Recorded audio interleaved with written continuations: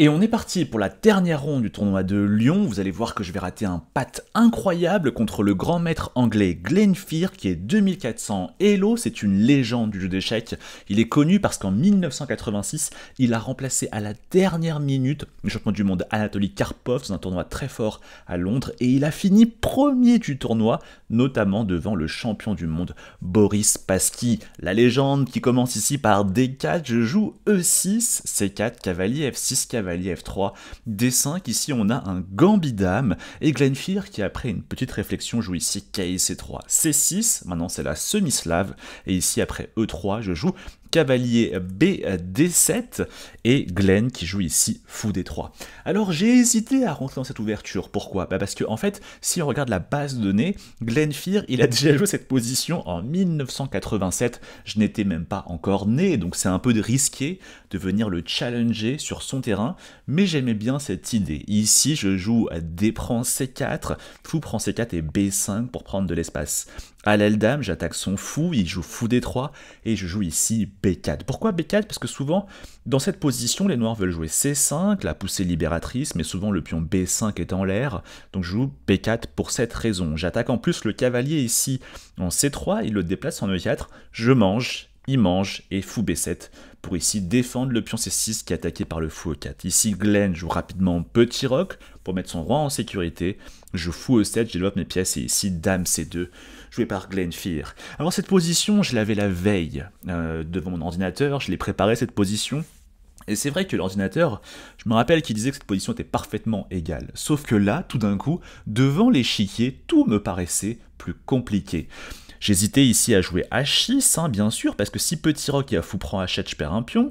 Donc j'avais envie de jouer H6 au début, mais tout d'un coup, je me dis, tiens, il y a quand même ce pion C6 attaqué 2 fois, défendu qu'une seule fois. Sur fou prend C6, je perds un pion. Alors j'ai hésité à sacrifier ce pion avec tour C8 pour clouer le fou. Ici, Glenn aurait dû jouer fou prend D7, dame prend D7, j'attaque la dame C2, il serait probablement allé en E2. Mais j'avais du mal à évaluer cette position. J'ai un pion de moins, mais j'ai la paire de fou. Je savais pas trop si c'était bien pour moi ou pas. Alors, du coup, je me suis dit peut-être on va jouer tour C8 pour préparer la poussée C5. Mais le truc, c'est que j'avais un peu peur de A3. A3, je joue A5 pour défendre le pion, et quand il mange, j'aimais pas trop le fait que je lui ai donné comme ça la colonne A. Alors, après une très longue réflexion, 10, 20 ou 30 minutes, je sais plus, mais c'était une éternité, je joue finalement ici dame C7. En me disant que si jamais il joue ici A3, je peux prendre, il prend, et je joue C5, la poussée libératrice. Et je peux me permettre de faire cette poussée libératrice, parce que dame C7 défend le fou B7, ce qui n'est pas le cas de tour C8. Alors ici, je suis assez content, je joue dame C7, et après une très courte réflexion, Glenn qui joue ici A3. Donc je suis content, je joue B prend A3, et là, tout d'un coup, je suis choqué, je vois que Glenn hésite. Alors que, de prime abord, pour moi, le seul coup possible, bien sûr pour les blancs, c'était de récupérer ici en A3. Mais tout d'un coup, je me rends compte, parce que Glenn réfléchit, qu'il peut très bien ici jouer B3 ou B4, et en fait, il va manger d'une pièce et non pas d'un pion, et donc conserver ainsi la colonne A ouverte pour sa tour, et aussi si le fou arrive en A3, ça va contrôler la case C5, et donc ça va être encore plus difficile pour moi de jouer la poussée libératrice C5. Ici, je sens très clairement que je manque encore un peu d'expérience sur cette ouverture qui est un peu nouvelle pour moi, et je vois que Glenn, bien sûr, il jouait déjà ça en 1987, donc forcément ici, il prend sa main, il joue B3, aïe, j'accuse le coup et je me dis, bon, là c'est un carnage, il y a fou A3 qui va arriver, tour F C1, le pion C6 est faible, les blancs défendent énormément, la case C5, je pourrais jamais me libérer avec C5, c'est maintenant ou jamais, donc je joue tout de suite C5 avant qu'il ne soit trop tard. Ici, Glenn joue fou prend A3, fou prend E4, dame prend E4, il attaque la tour A8, donc petit roc, tour FC1. Et là, je me dis, aïe aïe aïe, ça va pas du tout, on a réfléchi longtemps, t'aurais peut-être pas dû jouer la semi-slave, Julien, c'est clairement trop une mauvaise idée que de venir chercher un grand maître aussi expérimenté sur une ouverture qu'il jouait déjà alors que t'étais pas né, donc je me dis, non mais ça va pas. Et là, je me dis, bon bah, on a une poubelle, c'est pas grave, j'ai le pion C5 qui est ultra attaqué, je ne peux jamais jouer C prend D4 parce que derrière il y a le fou E7 qui serait en prise, mais je me dis, bon, il faut au moins s'enlever du vis-à-vis, arrêter de tergiverser, et donc je me dis dame B6 pas mal, parce qu'en plus j'attaque ici le pion B3. Et là, je suis vachement inquiet. Il y a une ligne qui m'inquiète. Je me dis, attends, il peut jouer D prend C5. Si je fais fou prend C5, tout d'un coup, le fou ne contrôle plus la case G5. Il fait cavalier G5, menace le mat en H7. Et du coup, je dois ici jouer G6. Il fait dame H4, attaque encore une fois H7, H5. Je me dis, c'est très très très risqué pour moi tout ça. Je ne sais pas ce que ça donne. Ici, au niveau du temps, on n'est vraiment pas très serein. Glenn Fear a 55 minutes. Et moi, j'ai 18 minutes à la pendule, alors qu'on est au 17e coup. Ça veut dire qu'il me reste ici 23 coups à jouer, avant qu'on me rajoute 30 minutes à la pendule, 23 coups à jouer avec 18 minutes dans une position qui est très difficile. Je sens que cette partie va mal se terminer. Ici, Glenn, qui à ma grande surprise joue assez rapidement dame C2, et je comprends pas trop l'idée au début. Ok, il défend le pion B3 qui est attaqué par la dame B6, mais au début je me dis, attends, mais il me permet de mettre ma tour dans le viseur de sa dame. Sauf que là, tout d'un coup, je commence à comprendre son idée. En fait, ici, Glenn veut prendre en C5, et si je reprends du fou ou du cavalier, ça revient au même. Il va enchaîner ici avec B4. Le fou doit partir, et quand il va partir, Glenn va sacrifier sa dame pour les 2 tours, et Glenn pense que dans cette position, les 2 tours sont beaucoup plus fortes que la dame. C'est un dilemme, une question existentielle aux échecs, et finalement, ici, je commence à voir ça, et je me dis, attends, tour F-C8, D prend C5, fou prend C5, B4, je vais manger du coup en B4, ici il fait dame prend C8, tour prend C8, tour prend C8, là je me dis ok, il faut parer l'échec, soit cavalier F8, soit fou F8, si fou F8, je me dis aïe aïe aïe, il y a cavalier E5, il y a tellement de pression dans ma position, et si je mange ici en E5, tour prend F8, échec et mat. Donc ça va pas. Donc je commençais à me dire peut-être que je dois revenir avec le cavalier en F8. Mais là, je vois ici fou prend B4, dame prend B4, un coup comme H3 par exemple. Et en fait, je me rends bien compte que ici, les 2 tours sont largement plus fortes que la dame. Pourquoi? Parce que Glenn n'a pas de faiblesse, donc ma dame ne sait pas quoi attaquer. Et aussi, l'avantage des 2 tours, c'est qu'elles sont 2. Donc forcément, le pion A7 va tomber, parce qu'il sera défendu qu'une seule fois et attaqué 2 fois. Et ensuite, les tours vont commencer à attaquer F7 ou le cavalier en F8, et je vais tout simplement perdre la partie. Là, je me dis, oh non, mais je peux pas terminer ce tournoi avec une défaite, alors que c'est déjà un tournoi qui est extrêmement difficile pour moi. C'est dur ce moment, et là, je me dis, fou prend C5, B4, et je commence à me dire, peut-être Julien, en fait, la clé, c'est de ne pas manger le pion B4. Parce que, en fait, quand tu manges le pion B4, finalement, ça active le fou A3. Donc ici, je commence à regarder le coup fou F8. Il fait du coup dame prend C8, tour prend C8, tour prend C8. Et tout d'un coup, je me dis, attends, mais si je fais dame B7, qu'est-ce qu'il fait? J'attaque la tour, il va défendre sa tour avec tour AC1, et tout d'un coup, je fais KIB6. Et je me dis, tiens, c'est marrant, sa tour, elle est attaquée. Où est-ce qu'il va? S'il va en E8, hop, j'harcèle constamment cette tour. Et du coup, je me dis peut-être qu'il va jouer ça. Mais tout d'un coup, s'il joue ça, je me dis, à dame A6. Je commence à harceler le fou A3. Et si le fou recule en B2, je me dis, ah, ça peut être super dangereux pour lui. Il y a le pion ici en B4 qui va tomber. En fait, je commence à comprendre que la clé de cette position, c'est de ne pas manger le pion B4 pour ne pas activer ici le fou A3. Et donc finalement ici j'ai une lueur d'espoir, je joue finalement tour FC8, Glenn joue D prend C5, fou prend C5, B4, fou F8, dame prend C8, tour prend C8, tour prend C8, dame B7, et ici je vois que Glenn commence à changer un petit peu de langage corporel, il sent que la position n'est pas si simple que ça pour lui. Il passe tout d'un coup d'une image de il va gagner facilement la partie à tout d'un coup mince, c'est pas si clair. Du coup, ça me redonne un petit peu de motivation. Glenn qui joue tour A6, KIB6 comme prévu, tour C7, dame A6. J'attaque ici le fou A3 que Glenn déplace avec fou B2. Je joue du coup fou prend B4. Et tout d'un coup, je me dis attends, ces tours ne sont pas si actifs que ça. Il ne peut pas aller en C8 parce que le cavalier contrôle la case C8. J'ai un pion de plus pour l'instant. La dame peut rentrer en E2, commencer à avoir du jeu. Là, je commence à prendre espoir et je me dis, ça se trouve, on va même gagner cette partie. Ici, Glenn joue tour A1 pour attaquer ma dame. Dame E2, j'attaque ici le fou B2, il le déplace en D4. Et là, je me dis, ok, Il y a clairement ici des soucis au niveau de la dernière rangée, je peux me prendre des mates du couloir, c'est super dangereux. Il faut absolument ici se créer une case de fuite, je joue H6 pour avoir le roi H7. Glenn ici qui joue H4. Et là je commence à me dire, mince, c'est pas si simple. Je ne peux pas m'accrocher au pion A7 parce que si je joue A5, fou prend B6, je perds une pièce. Donc je pense peut-être à un coup comme cavalier D5. Mais je me dis, attends, il va faire tour C A7 et en fait, moi, je n'ai juste pas de plan. Je n'ai aucune faiblesse à attaquer dans la position blanche. Et le problème, c'est qu'il va commencer à jouer tour D7, puis tour A7, et puis il va commencer à jouer tour prend F7, tour prend G7. Je n'ai rien à faire. Là, je prends conscience qu'il est urgent de trouver un plan du contre-jeu. Sauf que je vois pas. Mais tout d'un coup, je me dis, attends, ça va probablement passer, Julien, par la pousser E5 puis E4 pour déstabiliser les pièces blanches qui sont si bien placées. Et je commence à me dire comment je prépare E5, peut-être avec fou D6 pour attaquer le fou mais surtout contrôler la case E5. Et je me dis que la Glenn doit jouer tour C prend A7 et tout d'un coup je me dis tiens cavalier C4. Et en fait il ne peut plus ici empêcher E5 suivi de E4 et je commence à avoir du contre-jeu ici sur son roi. Je vois cette position, je suis extrêmement content. Là, je joue fou D6. Glenn, qui ne comprend pas encore et qui prend en A7, je joue KC4 et là, tout d'un coup, Glenn réfléchit pas mal. Il comprend que E5 puis E4 va arriver, le fou doit partir, le cavalier F3 va devenir extrêmement instable, sa position devient assez risquée. Je commence vraiment ici à me dire qu'il y a possibilité de gagner cette partie. On est au 29e coup, il reste 10 coups à jouer, je n'ai plus que quelques minutes à la pendule, mais tout d'un coup je commence à me dire, attends, il y a un souci.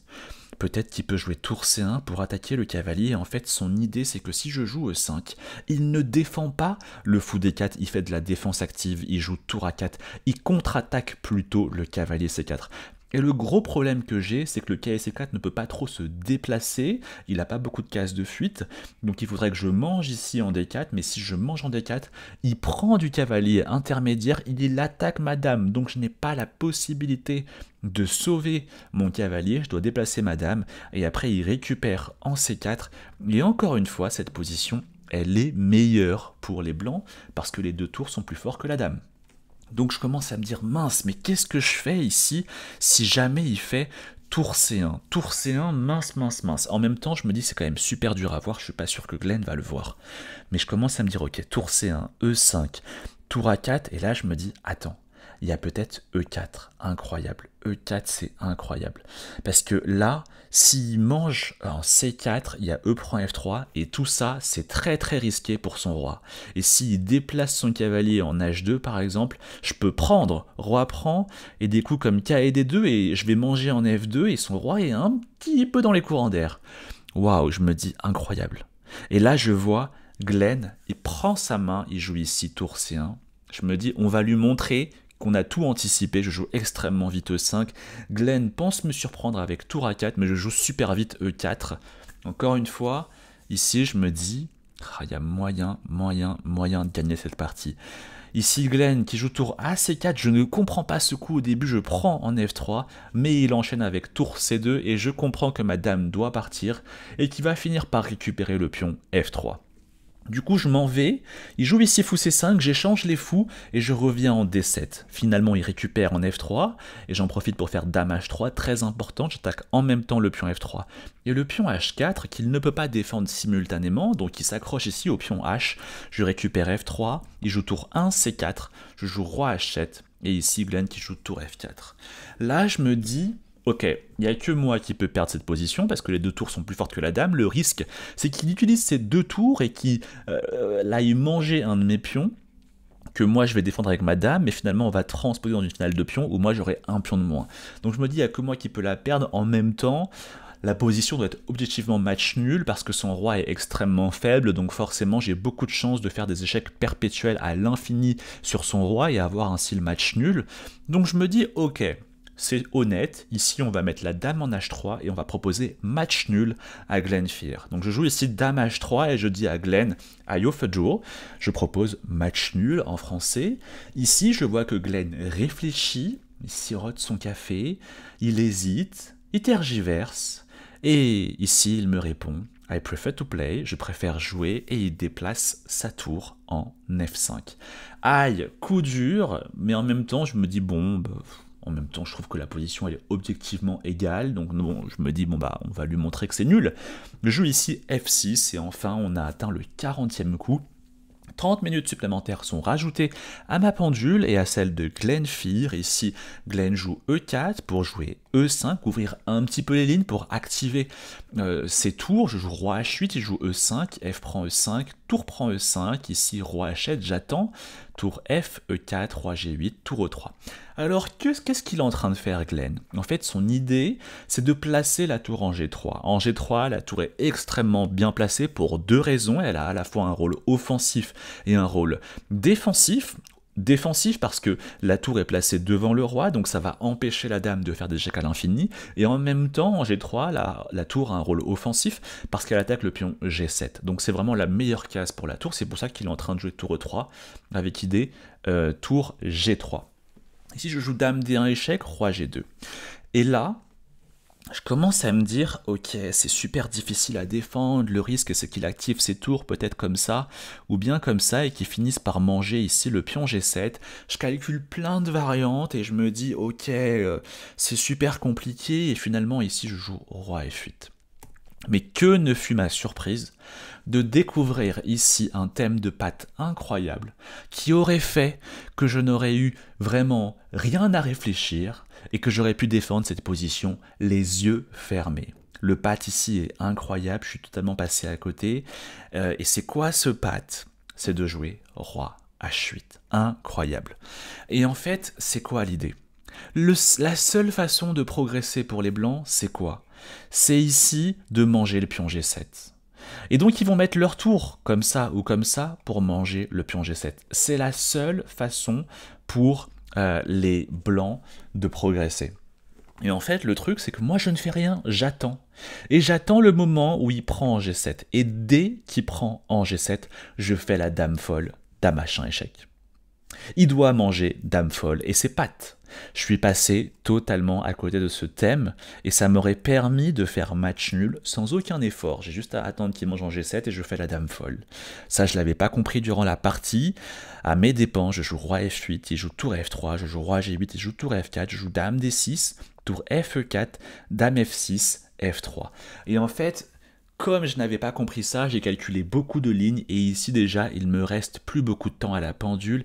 Il me reste plus que quelques secondes, voire minutes à la pendule. Et là, je me dis, mince, F3, en fait, il veut quand même un petit peu améliorer ses pièces, peut-être monter le roi, mettre la tour ici, il va manger G7, c'est catastrophique. Mais je commence à me dire, ok, Julien, s'il joue F3, ça veut dire que son roi, il est plus vulnérable par rapport aux échecs. Donc il faut tout de suite changer de cap et essayer de commencer à faire les échecs à l'infini. Je vais ici en D6, échec, roi H7, tour E2. Il veut éviter les échecs sur son roi. Je joue dame D5, j'attaque ici le pion H5. Qui défend son pion H5, je joue dame D3. Il bouge sa tour, je reviens attaquer le pion H5. Là, je commence à me dire, on tient le match nul. Parce que constamment, je viens harceler le pion H5. Il joue ça, échec. Roi G3, dame C1. Je vais venir faire l'échec à l'infini par derrière. Il joue tour F7, dame G1. Roi H3, dame H1. Roi G3, dame G1. Roi H3, dame H1. Et là, je me dis, ok, ça fait déjà beaucoup de fois qu'on a répété la position. J'imagine qu'on va faire ici une répétition. Mais en même temps, je me dis, ça se trouve, il va aller en G4 et je vais finir par lui remporter une de ses tours. Et là, donc je me dis, c'est pour ça que ici, je force pas forcément la proposition nulle.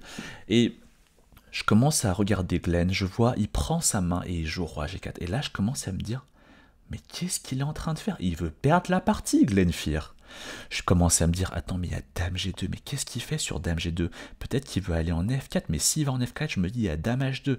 Dame H2, j'attaque le roi. S'il va en F5, dame prend H5, je gagne ici un pion. Et donc je me dis, peut-être qu'il doit aller ici en E4. Mais s'il va en E4, j'ai potentiellement dame C2, échec. S'il revient en F4, dame C4, et je remporte ici la tour F7. Si sur dame C2, il va en D5, encore une fois, enfilade, et je remporte ici la tour F7. Je suis pas très sûr, mais je me dis c'est incroyable les risques qu'il prend. Je joue ici Dame G2, il joue Roi F4, je joue Dame H2, il joue Roi F4, je joue Dame C2, il joue Roi D4 et je commence à me dire non mais c'est pas possible, je vais lui gagner sa tour. Ces tours ne sont pas défendus mutuellement. Je commence à regarder Dame A4 et je me dis oh, Dame A4, s'il revient en troisième rangée, je fais Dame B3, je remporte sa tour. S'il va en D5, je lui fais l'enfilade, je remporte la tour F7. Et du coup, je joue ici Dame A4. Mais Glenn qui trouve ici le seul coup pour tenir la position, Roi C5, malheureusement j'ai pas d'enfilade, je fais échec, il va en D6, je cherche encore une enfilade que je ne trouve pas, je joue échec, Roi C6, Dame C8, Roi D6, Dame D8, je répète la position parce que j'ai plus que 30 secondes à la pendule, mais en même temps je me dis ça se trouve il y a un moyen de gagner une de ces tours, il joue Roi C6, j'ai pas le temps, 10 secondes, 5 secondes, je joue échec, je fais échec, et ici Glenn qui me regarde et qui me dit match nul, et je réponds ok. On se serre la main, et ce qui est assez incroyable, c'est que juste à ce moment-là, il y a un grand maître juste à côté, Geboadze, qui regardait la partie et qui nous montre ici une variante incroyable. Geboadze qui nous dit que sur Roi C6, il y avait aussi le très élégant coup Dame 8 échec. Encore un thème de patte assez exceptionnel. En fait, s'il fait rien, je mange la tour F7, et s'il mange ma dame ici, après tour prend 8, alors même que j'ai 2 tours de moins, c'est match nul parce que c'est patte. Et voilà comment on a fait match nul à la dernière ronde de Lyon.